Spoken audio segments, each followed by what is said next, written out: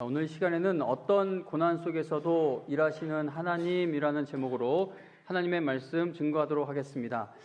오늘 시간 제가 박영선 목사님의 욥기 설교를 책으로 읽고 그리고 설교 말씀을 들으면서 은혜 받은 내용을 여러분께 전하려고 합니다. 제가 오늘 박영선 목사님의 욥기 설교를 전하려고 하는 그 이유를 잠시 말씀드리고 싶은데, 올해 우리는 비상시대의 말씀과 기도와 예배로 비상하자라는 말씀으로 새해를 열었습니다. 그런데 말씀과 기도로 비상하는 신앙이 되는 것을 이제 어려워하시는 분들이 많으실 줄로 압니다.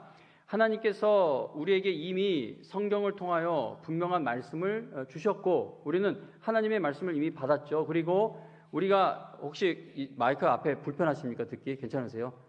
괜찮으시면, 이게 제가 너무 민감하게 굴면 안 되는데 웅웅웅 계속 울리면 앞에서 들으시는 분들이 40분 내내 불편해 하실까봐 그 생각을 떨쳐버리기가 힘들어서 잠시 여쭤봤습니다. 다시 본문으로 들어가겠습니다. 올해 우리는 비상시대의 말씀과 기도와 예배로 비상하자라는 말씀으로 새해를 열었습니다. 그런데 말씀과 기도로 비상하는 신앙이 되는 것을 어려워하시는 분들이 많으실 줄로 압니다. 하나님께서 우리에게 이미 성경을 통해서 분명한 말씀을 주셨고, 우리가 언제든지 예수님의 이름으로 기도할 때면 성령께서 우리의 기도를 반드시 도우시는 놀라운 은혜도 확실하게 주셨습니다. 그런데도 우리는 고난으로 인해서 믿음이 약해질 때에는 말씀과 기도를 힘입어 다시 믿음으로 비상하는 것을 너무나 힘들어할 때가 많습니다. 그러한 안타까운 일이 일어나는 데에는 여러 가지 이유가 있겠지만, 그 중에서 제가 가장 심각하게 생각하는 이유는 다음과 같습니다. 하나님의 확실한 말씀이 이미 주어졌고 기도할 수 있는 특권도 분명히 받았는데도 우리가 여전히 믿음으로 비상하지 못하는 것은 내 생각을 앞세운 채 하나님의 말씀을 들으려고 하고 기도하려고 하기 때문입니다. 저는 올해 1월 주일 오전 예배 때 우리가 믿음으로 비상하기 위해서는 먼저 반드시 떠나야 할 것이 있고, 그리고 끝까지 인내하며 감당해야 하는 각자의 십자가가 있을 수 있다라고 말씀을 드렸습니다. 1월 한 달 그렇게 말씀을 전했고, 그리고 2월에는 최악의 환경이 변하지 않는 그 시간, 그 자리에서도, 그 자리와 그 시간 속에서도 하나님께서 여전히 우리와 함께 하시며 하나님의 뜻을 반드시 이루어 가고 계시니, 우리는 환경이 아니라 주께서를, 즉 하나님께서라는 이 사실을 붙들고 끝까지 인내해야 한다라는 말씀을 2월 한 달 내내 전했습니다. 그리고 3월에는 예레미야서에 내 고난이니 내가 참아야 하리로다라는 그 말씀을 중심으로 고난을 사명으로 붙들어야 한다라는 것을 말씀드렸습니다. 저의 할머니와 외할머니가 그분들의 평생의 아픔을 평생의 사명으로 감당하셨던 그런 이야기들을 예화로 함께 말씀드리기도 했습니다. 그리고 성경에 나오는 믿음의 사람들도 최악의 상황 속에서 끝까지 그들이 믿음으로 인내할 수 있었던 것은 그들이 환경의 변화에 소망을 두지 않고 주께서라는 그 사실을 붙들었기 때문이며 고난을 사명으로 붙들었기 때문이다라는 것도 말씀을 드렸습니다. 자, 이렇게 지난 몇 달 동안 제가 주일 오전 예배 때 전한 설교 말씀의 흐름을 박영선 목사님의 욥기 설교가 아주 잘 정리해 주고 있다라고 생각됩니다. 그래서 그 목사님의 욥기 설교를 오늘 이 시간 여러분과 함께 나누려고 합니다. 우리가 하나님의 말씀을 들을 때, 그리고 기도할 때 하나님 앞에서 내 생각을 내려놓는 것이 쉽게 되지 않는 것은 현실의 문제 때문이다라고 저는 생각합니다. 아브라함, 야곱, 모세, 다윗, 요나, 하박국, 예수님의 제자들과 같은 믿음의 사람들도 현실의 문제로 인해 하나님의 말씀, 예수님의 말씀 앞에서 자기의 생각을 쉽게 꺾지 못하는 모습들을 보였습니다. 믿음하면 대표적인 인물 아브라함을 생각해봐도 하나님의 말씀만을 따라 하나님의 말씀만을 붙들고 떠났죠. 고향, 친척 다 내버려두고 떠났는데, 근데 막상 기근이라는 현실을 만나고 또 나이가 많아져서 아이를 가질 수 없는 그 현실에 이르게 되었을 때 말씀을 떠난 행동을 보였던 것을 우리는 기억을 합니다.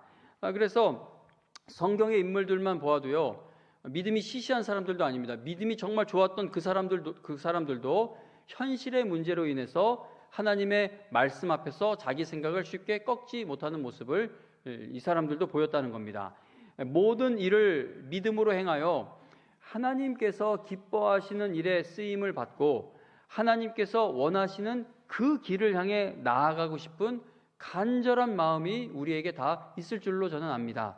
그런데 현실은 믿음으로 가려는 그 길을 쉽게 열어주지를 않습니다. 믿음으로 살아보려고 했더니 오히려 더 답답하게 되고 더 갈등하게 되고 더 견디기 힘든 일들이 현실에서 막 일어나게 됩니다. 그래서 믿음으로 살려고 할수록 왜 하나님은 나의 헌신과 진심에 이런 식으로 응답해 주시는 건가? 내 진심에 헌신에 하나님은 응답해 주지 않으실 건가? 왜 이 문제를 빨리 정리해 주시지를 않는 것인가? 어떻게 나를 이렇게 고통 가운데 두실 수 있는 것인가? 라는 그 괴로움이 생기게 됩니다. 하나님을 향한 나의 진심이 마치 거절당하는 것 같고 하나님께서 내 기도를 외면하시는 것 같고 믿음으로 살기 위해 지금까지 수고한 것에 대한 열매가 전혀 없는 것처럼 보이게 될 때 우리는 흔들리게 된다는 겁니다. 그런데 현실로 인해 믿음이 막 흔들리게 될 때에 그 아픔의 자리에 하나님께서 우리와 함께하고 계시며 우리를 위해 쉬지 않고 일하고 계신다라는 사실을 우리가 욥기를 통해 확인해 볼 수가 있습니다. 오늘 이 시간 욥의 이야기를 살펴볼 때 여러분 모두 어떤 고난 속에서도 일하시는 그 하나님을 만나게 되시기를 간절히 바랍니다. 욥기 1장 1절을 한 번 더 볼게요. 우리가 아까 읽은 욥기 1장 1절 다시 한번 읽어드리겠습니다.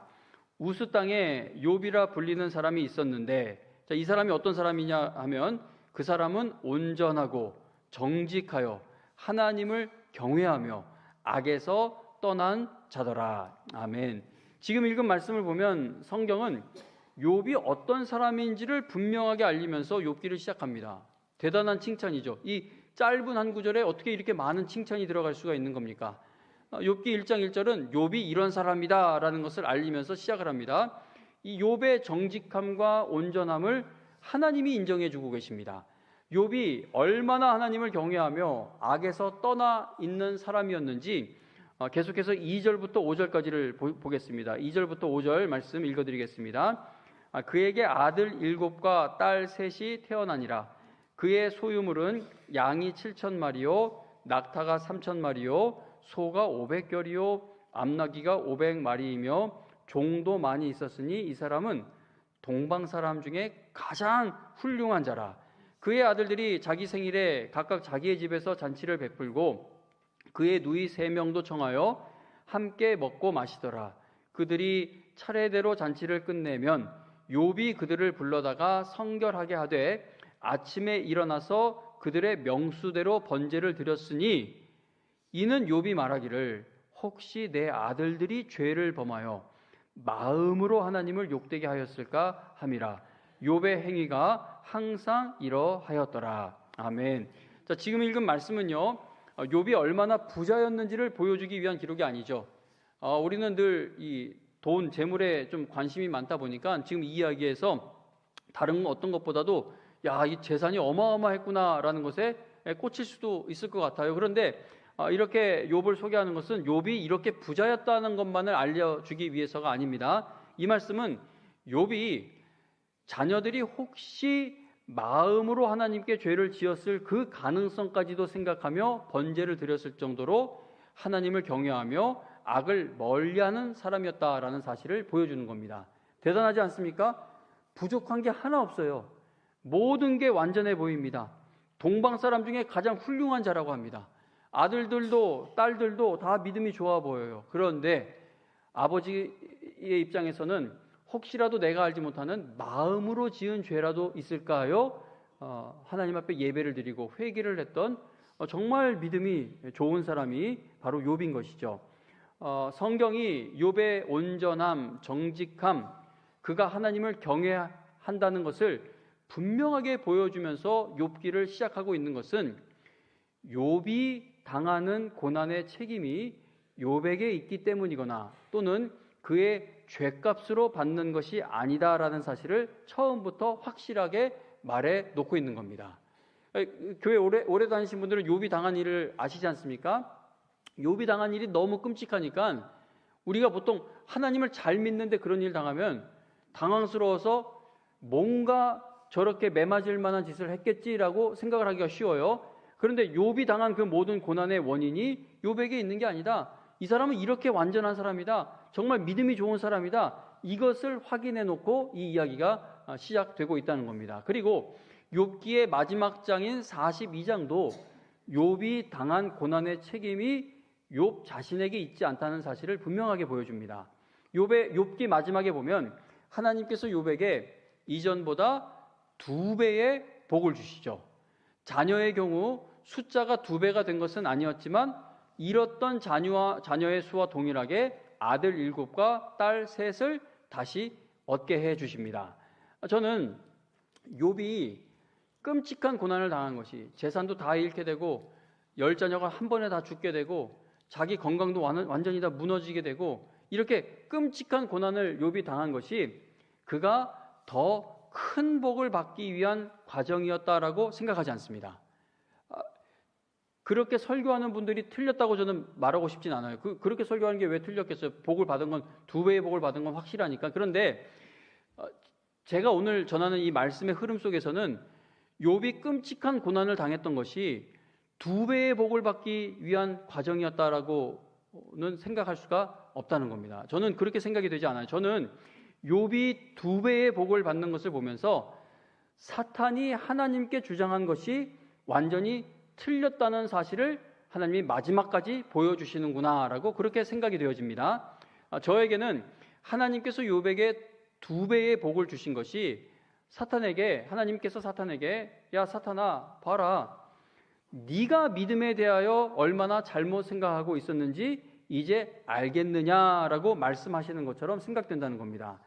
사탄이 욥의 믿음에 대해서 무엇을 주장했으며 또 그가 어떻게 하나님께 도전장을 내밀었는지 욥기 1장 6절부터 12절을 보겠습니다. 6절부터 12절 말씀 제가 읽어드릴게요. 하루는 하나님의 아들들이 와서 여호와 앞에 섰고 사탄도 그들 가운데에 온지라.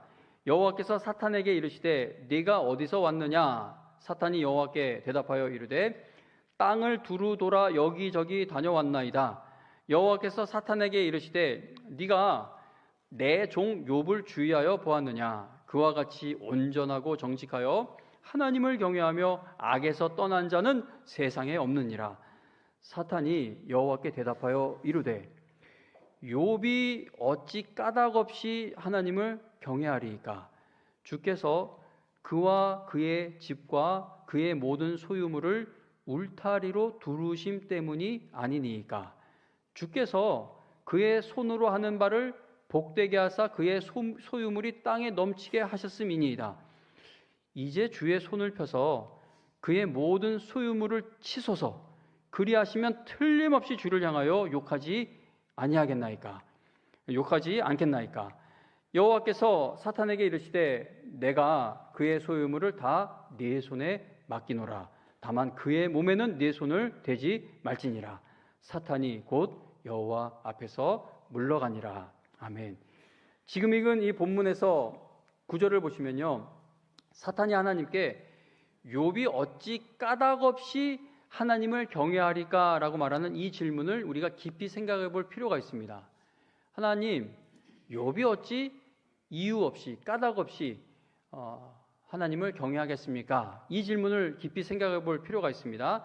하나님께서 사탄에게 네가 내 종 욥을 주의하여 보았느냐라고 질문하시니까 사탄이 하나님께 욥이 아무런 이유가 없이 하나님을 경외하겠습니까? 라고 맞받아쳤습니다.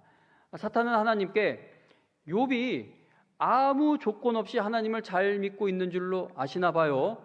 하나님께서 그에게 정말 많은 것을 넘치게 주셨으니까 그가 하나님을 잘 믿는 것이죠 라고 반항을 한 겁니다.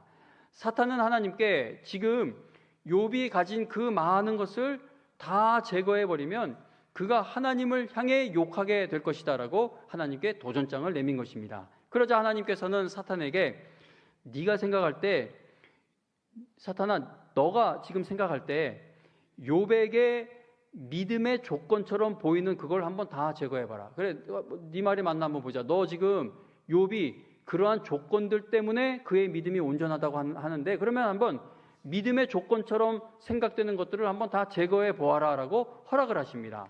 단 욥의 몸에는 손을 대지 말라고 하셨죠. 그 허락 아래 이제 욥에게 얼마나 끔찍한 일이 한꺼번에 닥치게 되는지 욥기 1장 13절부터 19절까지를 계속해서 보겠습니다. 13절부터 19절을 읽어드리겠습니다. 하루는 욥의 자녀들이 그 맏아들의 집에서 음식을 먹으며 포도주를 마실 때에 사환이 욥에게 와서 아뢰되 소는 밭을 갈고 나귀는 그 곁에서 풀을 먹는데 스바 사람이 갑자기 이르러 그것들을 빼앗고 칼로 종들을 죽였나이다. 나만 홀로 피하였으므로 주인께 아뢰러 왔나이다.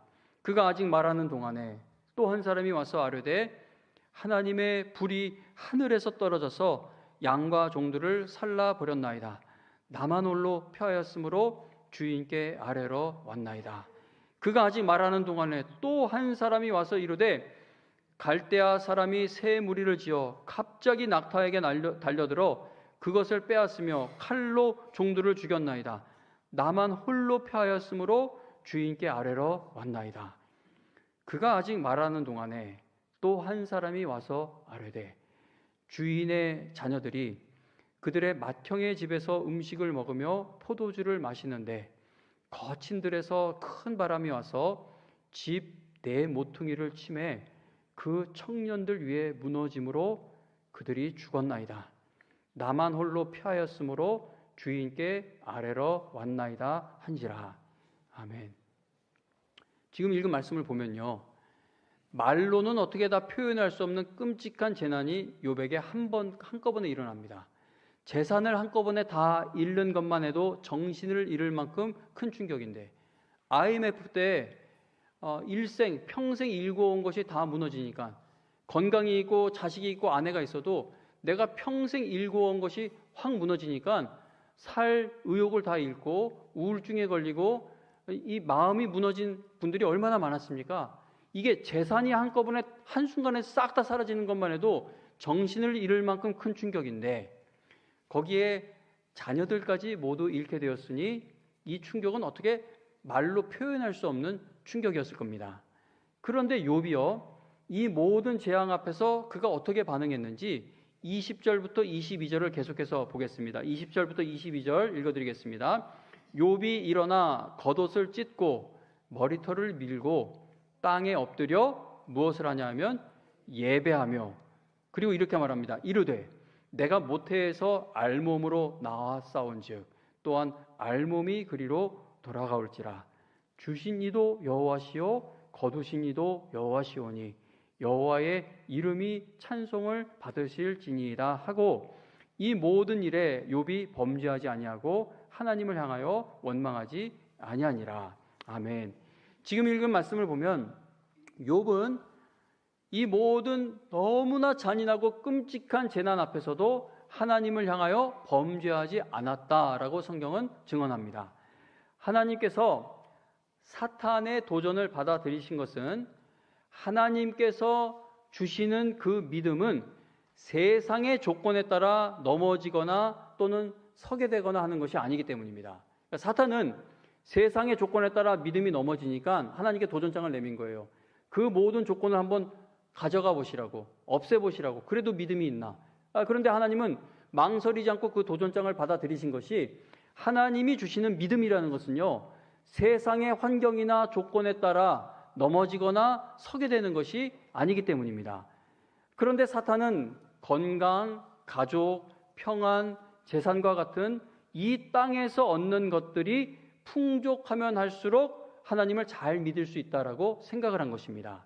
그래서 9절에 보면 사탄은 하나님께 주께서 그와 그 집안과 그가 가진 모든 것의 사면에 울타리를 쳐주지 않으셨습니까? 라고 말한 것이죠. 그래서 성도님 여러분, 지금 사탄이 하나님께 주장하는 이 말을 들을 때 여러분 어떤 생각이 드십니까? 사탄의 이 질문이 우리에게 그리 낯설지가 않아요. 많은 성도들이 나의 믿음이 흔들리고 연약해지는 이유를, 내가 시험에 드는 이유를 건강, 가족, 사업, 평안, 재산, 자녀와 같은 내 삶의 여러 영역에 하나님께서 견고한 울타리를 쳐주지 않으시기 때문이다라고 생각을 합니다. 그래서 하나님을 잘 믿으면 믿을수록 가족, 건강, 사업, 평안, 재산, 자녀 이런 것이 잘 되는 울타리를 하나님이 쳐주실 것이다 라는 설교 말씀에 많은 사람들이 열광하게 되는 것이죠. 그런데 이 말씀을 보시기 바랍니다. 사탄이 하나님께 주장하고 있는 이 믿음의 내용처럼 오늘날 많은 성도들이 이 땅의 일들이 잘 되고 풍성해지고 강건해지는 그 복을 받아야만 하나님을 잘 섬길 수 있다고 생각을 한다는 겁니다. 그래서 욥기 마지막에 욥이 2배의 복을 받는 것을 보면서 하나님께서 그 복을 주시기 위해 욥에게 고난을 허락하셨구나라고 생각을 하게 된다는 것이죠. 그러나 성도님 여러분, 만일 하나님께서 욥의 믿음을 회복시켜 주시기 위해 그에게 나중에 가서 2배의 복을 주신 것이라면 욥기 1장에서 사탄이 믿음의 조건이다라고 내세웠던 주장이 틀리지 않은 것이 되어버립니다. 하나님께서 결국 사탄이 주장한 것처럼 욥의 믿음을 지키신 것이 되어버린다는 겁니다. 제가 듣는 여러분들의 수준이나 실력을 의심해서 똑같은 말을 되풀이하는 것이 아니라 전하는 저의 실력이 부족해서 똑같은 말을 되풀이하는 거예요. 알아듣고 계신가? 알아듣고 계신가? 사탄이 주장하는 믿음이 뭐예요? 세상 것을 많이 얻고 많이 세상 것이 잘 될수록 믿음이 잘 된다는 거죠. 근데 하나님께서는 그렇지 않다는 겁니다. 이 믿음이라는 것은 세상의 일들에 의해 이렇게 되고 저렇게 되는 것이 아니다라고 하는 것이죠. 그런데 하나님께서 망신창이가 된 그 욥, 완전히 주저앉아버린 욥을 회복시켜 주시기 위해 2배의 복을 주신 것이라면, 그러면 욥기 1장에서 사탄이 주장했던 그 방법대로 믿음을 일으켜 세우신 것이 되어버린다는 겁니다. 기독교 역사 속에서 하나님께 귀하게 쓰임받았던 사람들을 보면 사탄이 믿음을 지키기 위한 울타리라고 생각한 것들이 완전히 다 무너져 버렸던 성도들이 얼마나 많았는지 모릅니다. 그리고 사도들과 초대교회 성도들이 복음을 세상에 전하는 일에 끝까지 쓰임받은 이야기들을 살펴보면은 사탄이 말하는 그러한 울타리가 없었던 경우가 대부분입니다. 우리는 이 나라를 다스리는 그 정권, 권력을 잡은 자들이 기독교에게 우호적이고 교회가 돈이 많아지고 유명한 사람들이 많아져야 하나님의 나라가 더 왕성하게 펼쳐질 것으로 생각을 하는데, 그런데 기독교 역사를 보면 오히려 교회가 권력과 이 돈과 이런 세상에 유명해지는 것, 이거하고 가까워질수록 화려해지면서 복음의 능력은 떨어졌어요. 그런데 온갖 박해를 받고 숨어서 예배를 드리고 죽음을 당하고 그럴 때에 교회는 더 왕성하게 퍼져나갔고 세워져 갔고, 그리고 어느 때보다 교리적으로 이 말씀에 잘 서 있는 그러한 성도들의 모습을 보게 됩니다. 욥기는요, 우리가 무엇을 붙들고 하나님을 믿으려고 하는지를 깊이 생각하게 해주는 것이죠. 욥이 사탄이 생각하는 믿음의 조건이 다 무너지는 그 과정을 통과하며 큰 고난을 겪는 것을 보면서 우리는 나는 지금 무엇을 믿음의 조건으로 붙들고 있는지를 깊이 돌아볼 필요가 있다는 겁니다. 지금 1장에서는 욥이 고난 앞에서도 믿음이 흔들리지 않는 것처럼 보입니다.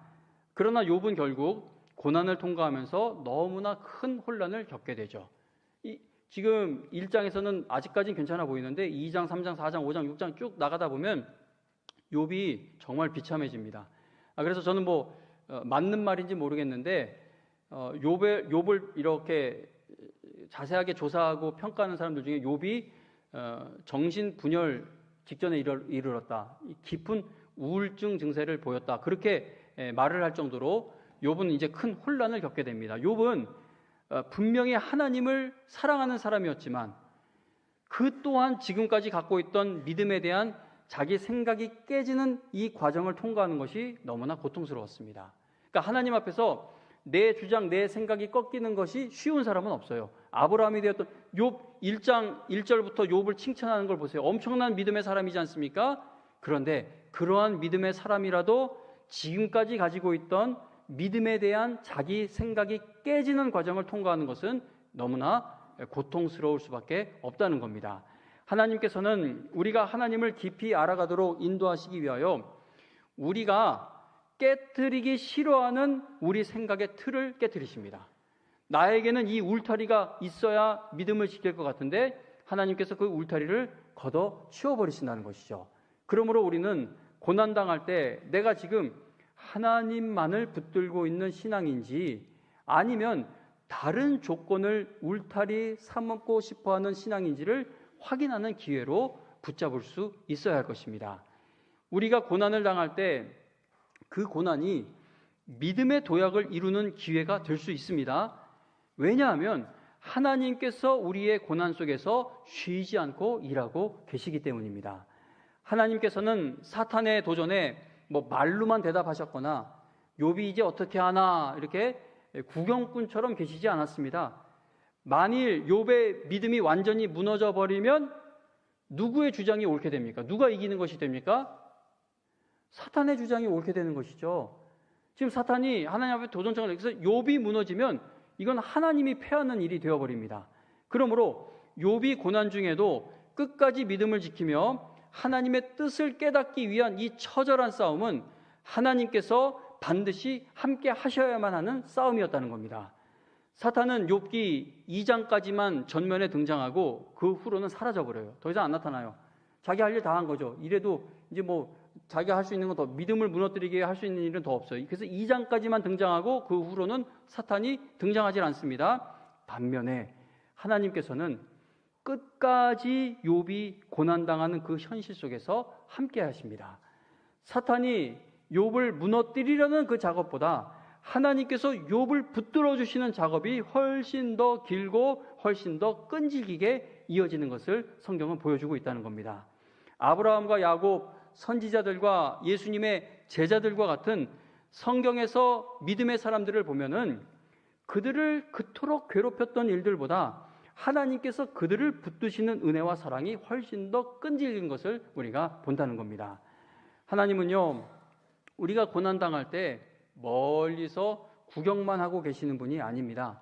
로마서 8장 32절에 보면 하나님께서 자기 아들을 아끼지 아니하시고 우리 모든 사람을 위하여 내어주셨다라고 말씀합니다.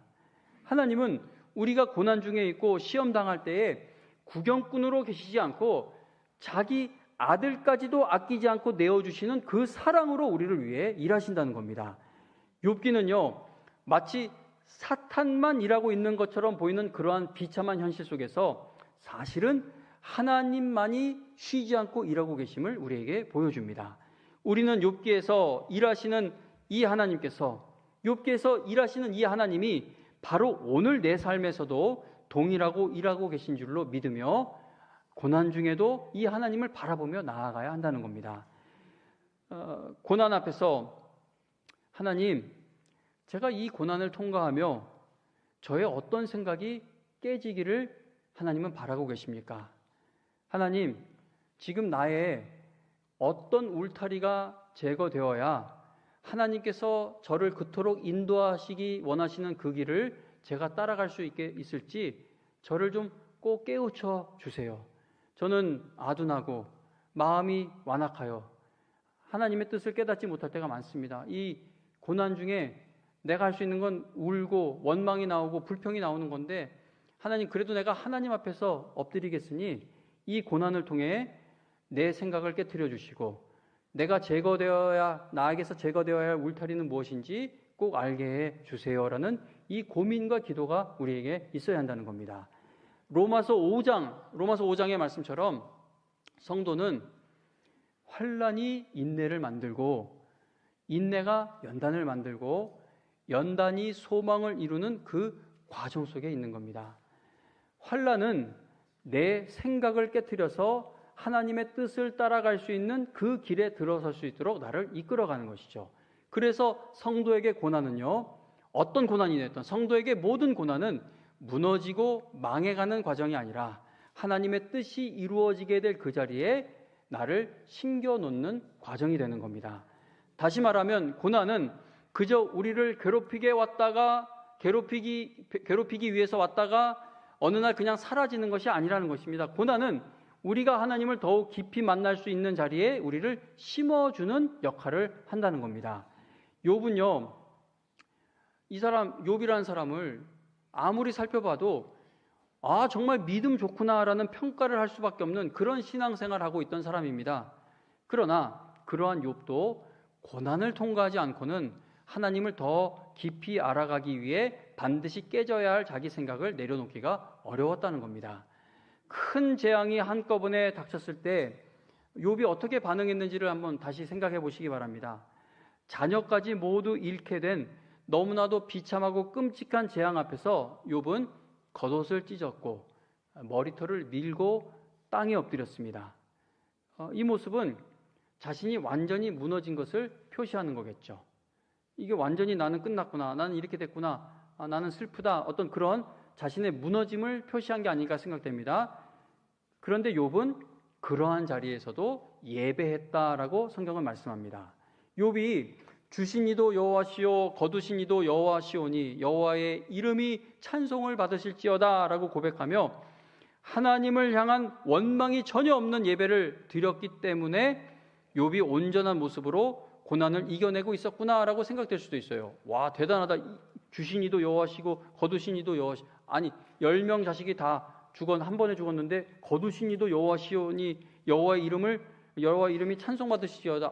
욥이 이 고난을 참 흔들림이 없는 믿음으로 이겨내고 있었나 보구나라고 그렇게 생각될 수 있다는 겁니다. 그러나 욥은 괜찮아서 견딜 만한 고난이라 하나님께 예배드린 것이 아니었습니다. 지금 당하고 있는 고난이 전혀 이해가 되지 않고 마음이 정리가 되지 않았어요. 그런데 이해가 되고 마음이 정리되어 하나님께 예배드린 것으로 우리가 생각할 수 있는데 욥은 그렇지 않았다는 겁니다. 지금까지 자기가 알고 있었던 하나님이 이제 너무나 낯설게 느껴지고 더 이상 믿음으로 걸어갈 수 있는 그 길도 보이지 않고 모든 울타리는 다 무너져 버렸고 이유를 설명할 수 있는 길이 모두 막혀버린 그 절망적인 자리에서 욥은 하나님께 엎드린 것입니다. 주신 이도 여호와시오 거두신 이도 여호와시오니 여호와의 이름이 찬송을 받으실지니이다 라는 욥의 이 고백은 막 신나고 기쁘게 내어놓았던 찬양이 아니라 이런 가사 들어가는 또 찬양이 있는데 보면 얼마나 힘차게 이렇게 담대한 믿음으로 부르는지 모릅니다. 그런데 욥은 이 고백을 그렇게 신나고 기쁘게 담대하게 내어놓았던 것이 아니라 자기 생각이 모두 무너지는 그 자리에서 드리는 처절한 항복이라고 말할 수 있습니다. 도저히 이해가 되지 않는 비참하고 처참한 상황이지만 하나님은 결코 틀리시는 분이 아니기 때문에 욥은 여전히 하나님을 하나님으로 인정하는 그 믿음의 고백을 드린 겁니다. 욥기는요 이렇게 2장, 3장, 7장, 8장, 10장 이렇게 뒤로 가면서 욥이 고통 가운데에서 내어놓는 울부짖음과 넋두리와 원망과 깊은 슬픔을 숨기지 않고 다 기록을 합니다. 욥이 얼마나 이 불신앙적인 말을 하는지도 다 기록을 해놓습니다. 욥의 친구들에게 쏟아 놓는 말들이지만 욥의 친구들이 자꾸 너 잘못됐다고 하니까 욥이 항변하기 위해서 쏟아 놓는 말들이긴 하지만 사실 하나님을 향한 부르짖음으로 볼 수 있는 것이죠. 우리는 욥을 통해 자기가 태어난 날을 저주할 정도로 낙심하며 하나님께 도대체 어떻게 하라는 말입니까? 라고 부르짖는 모습까지도 하나님께서 믿음으로 나아가는 과정으로 다 품어주시는 것을 보게 됩니다. 그 괘씸한 말을 자꾸만 하면요 이놈을 어떻게 때려줄까라는 생각이 머리를 지배하게 됩니다. 그래서 괘씸한 말을 한 10분 듣는다면 한 3분 정도에서 귀는 막히고 내 속에서는 계속 이놈을 어떻게 보복할 수 있을까, 때릴 수 있을까라는 그런 마음이 막 들어요. 그러니까 욥이 아무리 믿음이 좋았던 사람이라도 그 고난 중에 욥은 모르잖아요. 이 하늘나라에서 하나님과 사탄 사이에 어떤 일이 있었는지 모르지 않습니까? 그러니까 모르니까 막말을 하는 거예요. 근데 하나님께서 아니 이놈이 아무리 몰라도 그렇지 어떻게 이렇게 말할 수가 있어? 라고 하실 만한 그런 이야기들을 욥도 꺼내 놓습니다. 그런데 하나님께서는 태어난 날을 저주하고 또 하나님 도대체 어떻게 하라는 말입니까? 라고 부르짖는 이런 못난 모습까지도 믿음으로 나아가는 과정으로 다 품어 주셨다는 겁니다. 우리는 욥의 모습을 통해 고난 앞에서 완벽한 대답을 내어놓는 것이 믿음이 아니라 답이 전혀 없어 보이는 현실 속에서도 여전히 하나님 앞에서 부르짖는 것이 믿음이구나라는 것을 생각해 보게 됩니다. 하나님 앞에서 정직하게 탄식하고 부르짖는 것은 믿음의 여정에서 제거해야 할 과정이 아니라 피할 수만 있으면 피해야 하는 과정이 아니라 반드시 통과해야 할 과정이라는 것이죠. 욥은요, 너무나도 답답해서 견딜 수가 없어서 비명을 지르고 하나님께 막 항변하며 대드는 것처럼 보이는 모습으로 마음에 있는 말들을 다 쏟아놓습니다. 그런데 너무나 감격스럽게도 하나님께서는 욥이 절망적인 상황에서 죽고 싶은 심정으로 친구들에게 쏟아낸 그 말들을 하나도 외면하지 않으시고 끝까지 들으셨다는 겁니다. 얼마나 감격스러워요. 듣기 싫은 소리를 어떻게 끝까지 듣습니까? 그런데 이 욥기 마지막에 가서 하나님께서 욥의 친구들을 야단치시는 걸 보고요. 또 욥에게 야, 너 좀 들어봐라. 네가 나한테 이런 말을 했는데 너 내 말을 들어봐라 하시는 그 하나님이 하시는 말씀을 들어보면 하나님은 처음부터 끝까지 1분 1초도 욥을 떠나지 않으시고 욥이 하는 모든 말들을 다 들어주고 계셨다는 겁니다. 하나님은 비명 같은 기도, 원망처럼 드리는 기도도 외면하지 않으신다는 것이죠. 그러니 성도가 기도하지 않는 것이 얼마나 큰 손해입니까? 비명 같고 항변하는 것 같고 탄식으로 가득한 욥의 고백을 하나님께서 다 듣고 계셨기 때문에 결국 욥은 하나님을 더욱 깊이 만나는 자리에까지 나아가게 되고 새롭게 만나는 자리에까지 나아갈 수 있게 된 것입니다. 그러므로 성도님 여러분, 울지 않는 것이 참된 믿음이 아니라 울어도 하나님을 향하여 울고 하나님을 향하여 속상해하고 하나님 앞에서 의심과 혼란스러움도 다 내어놓고 그렇게 끝까지 하나님 앞에 있는 것이 믿음이라고 할 수 있습니다. 흔들리지 않는 것이 참된 믿음이 아니라 막 흔들려도 하나님 앞에서 흔들리는 것이 믿음이라는 겁니다. 하나님께서는 하나님의 자녀된 자들을 모두 반드시 작정하신 그 자리에까지 인도해 가실 확실한 계획과 능력과 지혜가 있으십니다. 그래서 욥은 고난 끝에 가서 귀로만 듣던 하나님을 눈으로 뵙는 자리에까지 나아갈 수 있게 되었다는 겁니다. 하나님의 모습을 실제 눈으로 보았다라기보다는 그만큼 하나님을 분명하고도 깊이 만나게 되었다는 것이죠. 우리는 욥이 나중에 복을 2배로 받았다는 사실에 늘 관심을 두고 복을 2배로 받게 된 것을 회복이다라고 생각하고 싶어 합니다. 그래서 욥의 회복을 이야기할 때 복을 2배 받았다는 걸 꼭 이야기하면서 하나님께서 여러분들 고난 잘 인내하면 2배의 복을 주실 줄로 믿는다 하면 우리가 또 그 말씀을 위로를 받고 또 아멘도 하고 하지 않습니까? 그러나 욥이 하나님 앞에서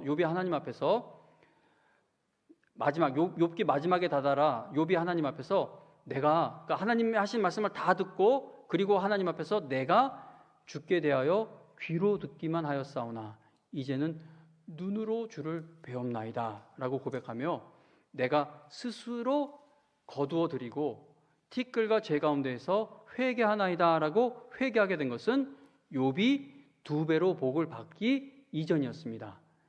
복을 받을지도 아무것도 모르는 그냥 죽고 싶은 그 자리에 있을 때 이 회복이 이루어졌다는 겁니다. 욥은 하나님께서 하시는 그 말씀을 다 듣고 나서 먼저 믿음이 회복되었다는 것이죠. 욥이 2배로 복을 받고 나서는 어떤 신앙의 고백을 했는지 찬양을 드렸는지 성경에 기록이 없어요. 우리는 2배 복을 받은 걸 늘 집중을 하는데 근데 2배 복을 받고 나서는 어떤 신앙의 고백과 어떤 회복과 어떤 찬양이 있었는지가 기록이 없다는 겁니다. 우리에게 아주 잘 알려져 있는 욥의 귀한 기도와 그의 찬양과 회개와 믿음의 회복은 모두 고난 한가운데에서 나왔던 고백이라는 겁니다. 말씀이 그래서 귀한 것이죠. 온갖 복을 받으면 믿음의 신앙의 고백이 온전해질 것으로 생각하는데 그렇지 않습니다.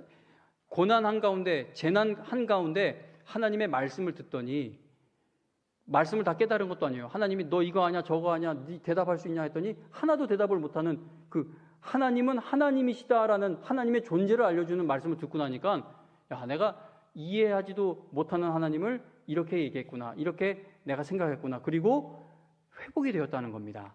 성도님 여러분, 우리는 욥기에서 하나님께서 욥을 다루시는 이 모습을 통해 우리의 믿음의 회복이 환경이나 조건에 달려있지 않다는 사실을 깨닫게 됩니다.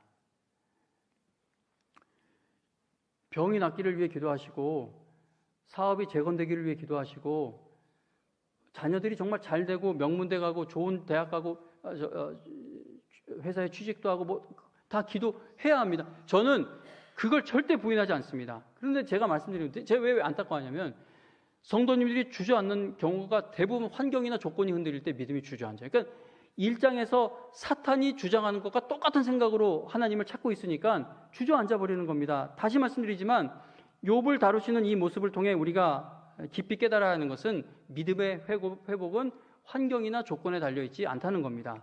그러므로 오늘 우리는 욥기 말씀 앞에서 이렇게 기도할 수 있겠죠. 하나님, 저의 문제를 해결해 주세요. 이 기도 필요해요. 이 기도 없애면 안 됩니다. 하나님, 제 문제 해결해 주세요. 낫게 해주세요. 잘 되게 해주세요. 이 기도를 하는데, 이 기도하는 것에서 멈추지를 말자는 겁니다. 하나님, 이 고난을 통하여 내 생각이 철저히 깨지게 되기를 간절히 바랍니다. 내가 지금 어떤 조건이나 울타리를 붙들고 하나님을 믿으려 하고 있는지를 저로 하여금 깨닫게 해주셔서 욥처럼 하나님의 말씀을 통해 하나님을 깊이 만나고 새롭게 만나는 회복의 은혜를 꼭 체험케 하여 주세요라는 그 기도의 자리에까지 나아가자는 겁니다. 많은 분들이 나는 하나님께 언제 복받나, 나는 언제 간증할 은혜를 얻나, 지금이 하나님께 복을 받았다는 것을 확인할 수 있는 시간이고, 지금이 하나님에 대해 간증할 그 큰 은혜를 확인할 수 있는 시간이라는 겁니다. 항암 치료받고 계시는 권사님, 또 이번 주에 34번인가 35번째 항암 치료를 받는데, 이 항암 치료가 34번, 35번, 36번 이렇게 이어져가는 그 시간에 바로 하나님을 찬양할 수 있는 시간인 것이죠. 황산순 선교사님 아프신 게 너무 마음이 아프지만 신자의 믿음은 그 가운데에도 하나님께 찬양을 드릴 수 있는 믿음이라는 겁니다. 여러분 모두 욥처럼 어떤 고난 속에서도 일하시는 하나님을 만나고 오직 하나님께만 소망을 두어 환경과 조건을 뛰어넘는 믿음으로 일생을 살아가게 되시기를 주님의 이름으로 축원합니다.